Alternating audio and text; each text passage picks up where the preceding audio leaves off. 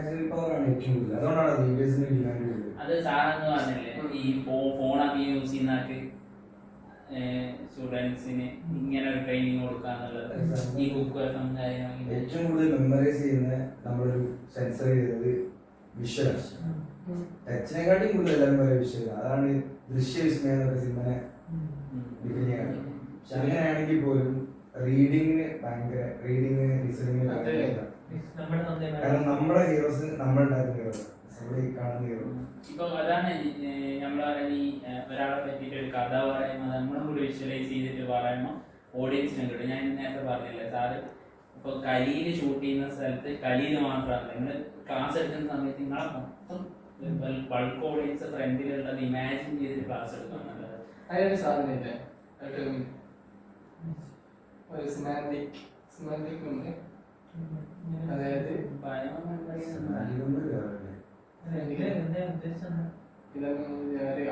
അത് അർത്ഥത്തിന്റെ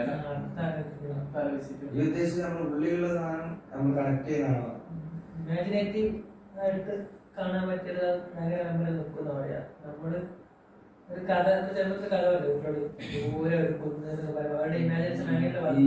ഈ സാധനമാണ് മറ്റേ വർക്കാണ് നമ്മളെ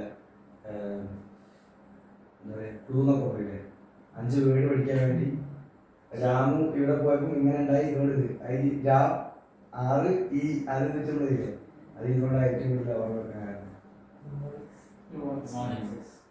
ബുക്ക് ഉണ്ടായിരുന്നു ഞാൻ ഈ നിമോണിക്സ് മെമ്മറി ഞാൻ മെന്റൽ സമയത്ത് ഈ നിമോണിക്സ് വെച്ചിട്ട് അങ്ങനെ ഒരു പാറ്റേൺ പറഞ്ഞു. നിമോണിക്സ് വെച്ചിട്ട് ചില എഫക്റ്റ് ചെയ്യാം, മെമ്മറി യൂസ് ചെയ്തിട്ട് നമ്മൾ ചില എഫക്റ്റ് ചെയ്യാം. അങ്ങനെ ആവശ്യം ഏറ്റവും ബുക്ക് വാങ്ങിയിട്ടുണ്ടായിരുന്നു ഒരു മെഡിക്കൽ നിമോണിക്സ്. അത് കുറേ മുന്നേ ഇപ്പോൾ പാടേണ്ടത്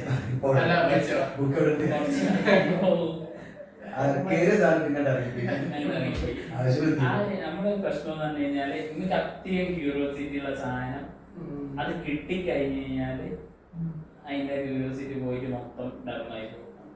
നമ്മളെ ഈ പറഞ്ഞില്ല ഡെഡ് എൻഡിൽ എത്തിക്കഴിഞ്ഞാൽ നമ്മൾ എല്ലാം പഠിച്ചു കഴിഞ്ഞാൽ നല്ല ഷെയ്മ് പറഞ്ഞ പോലെ ഉസ്താദിനോട് ചോദിച്ചു ഇനി അങ്ങോട്ട് ഇത് ലാസ്റ്റ് എത്തിക്കഴിഞ്ഞാൽ എന്താ സംഭവിക്കും. ഇനി ലാസ്റ്റ് ഇല്ലാന്നുള്ള തോന്നത്തിന് അങ്ങോട്ട് പോയാൽ മതി.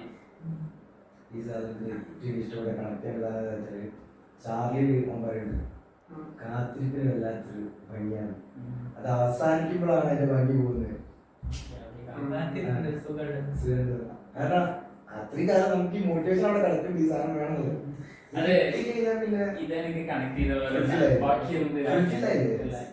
ഇത് നെഗറ്റീവ് വേറെ രീതിയിൽ എനിക്ക് വന്നതെന്ന് വെച്ചാൽ ഇപ്പൊ പ്രേമിക്ക് വൺ സൈഡ് ലവ് ഇല്ലേ. അതിപ്പോ നമ്മൾ അവരോട് പറയുമ്പോൾ ഒരു പെൺകുട്ടി ഇപ്പൊ എനിക്കൊരു പെൺകുട്ടിയും ഇഷ്ടമാണ്, വൺ സൈഡ് ആണ് ഭയങ്കര ഇഷ്ടം പറഞ്ഞാൽ കയ്യിൽ നിന്ന് പോകുന്ന രൂപത്തിൽ ഭ്രാന്ത് ലെവലിൽ പോയിട്ട്. അപ്പൊ അത് ഇങ്ങനെ വൺ സൈഡ് അസ്ഥിക്ക് പിടിച്ച സാധനം അത് വൺ സൈഡ് ആയിട്ട് ഇങ്ങനെ പോയിക്കൊണ്ട് വെക്കുക. അത് പറഞ്ഞു കഴിഞ്ഞാൽ ഒന്നില്ലെങ്കിൽ എന്റെ ഇതാവും അല്ലെങ്കിൽ അവിടെ ടേച്ച് പോകും. അവിടെ പറയുന്നത് കൂടിയിട്ട് ഇത് സാധനം പോയി. നെക്സ്റ്റ് മോട്ടിവേഷൻ സ്റ്റാർട്ട് ആണ്. പ്രണയത്തിൽ നിന്ന് മാരേജിലേക്ക്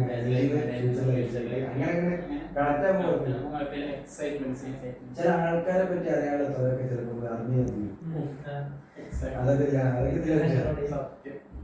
കേട്ട പേരോ ചാർലി അവർ പടം പറയുകയാണെങ്കിൽ തന്നെ ആ ക്യാരക്ടറെ പറ്റി വായിച്ച് കുറഞ്ഞൊരു ഭാഗത്തിന്റെ പോലാണ് ആൾ തെരഞ്ഞു പോകുന്നത്.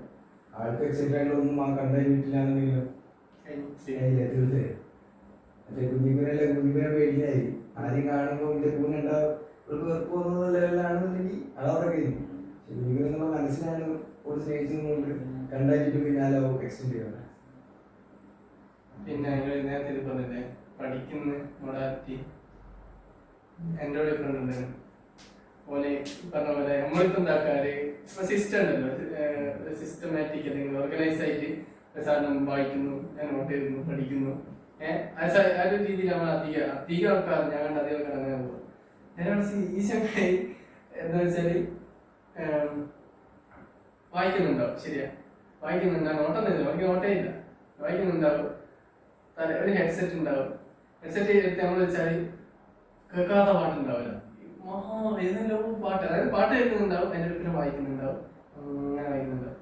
അപ്പൊ നമ്മൾ ട്രൈ ചെയ്ത് നോക്കും, നമ്മൾ ഒരു സാധനം വെച്ച് ആക്റ്റീവ് അറ്റൻഷൻ ഒരിക്കലും നടക്കില്ല. എന്തെങ്കിലും സാധനം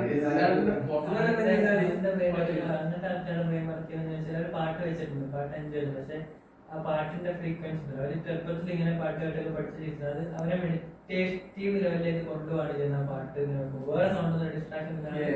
അപ്പൊ എന്താ വെച്ചാൽ പഠിക്കുന്ന തന്നങ്ങളും കയറുന്നുണ്ട്.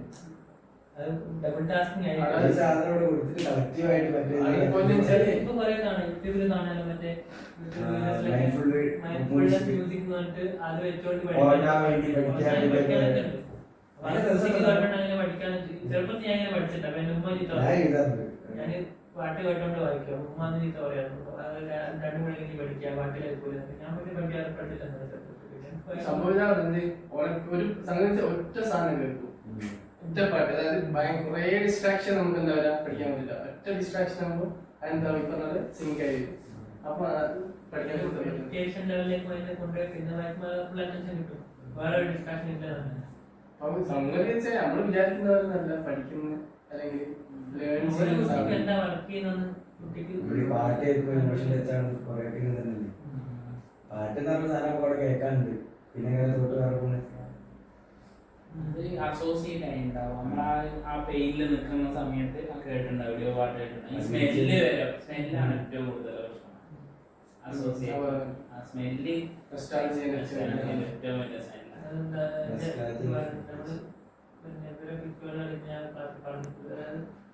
അവേർഷൻ തെറാപ്പി ഒക്കെ യൂസ് ചെയ്യുന്ന അതിൽ സ്മെല്ല് യൂസ് കൊണ്ട് ചെയ്യാറുണ്ട്. എക്സ്ട്രീം സ്മെല്ലായിരിക്കും. എന്തുകൊണ്ടാണെന്ന് വെച്ചാൽ ഒരു സാധനമായിട്ട് ഈ അസോസിയേഷൻ വർക്ക് ചെയ്യുന്നത് അതിന്റെ ഓർമ്മ പെട്ടെന്ന് വരുന്നതുകൊണ്ടാണല്ലോ. പിന്നെ അത് ഇഷ്ടപ്പെടാത്ത സാധനമാണെങ്കിൽ പിന്നെ അത് കാണുമ്പോൾ വരുന്ന ആ ഓർമ്മയും കൂടി വരുന്നുണ്ട്.